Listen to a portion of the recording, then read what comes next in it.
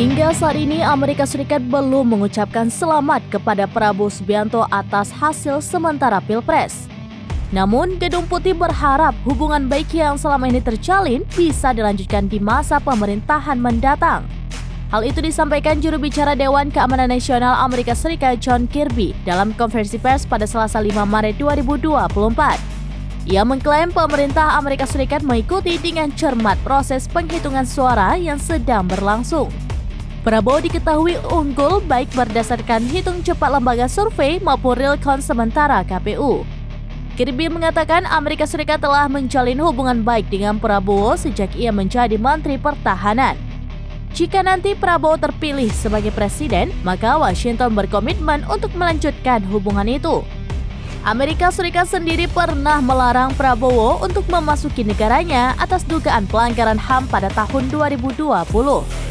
Setelah itu, Prabowo bisa masuk ke Amerika Serikat karena diundang sebagai Menteri Pertahanan oleh pemerintahan Trump dan Biden.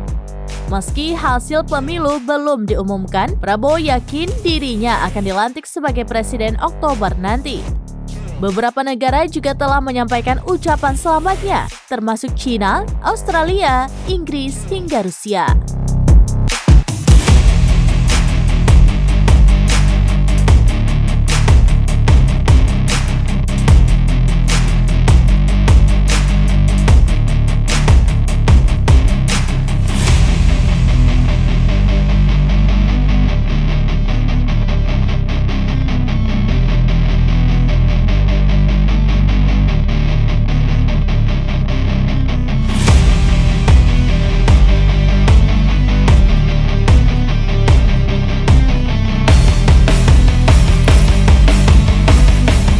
Download Tribun X sekarang, menghadirkan lokal menjadi Indonesia.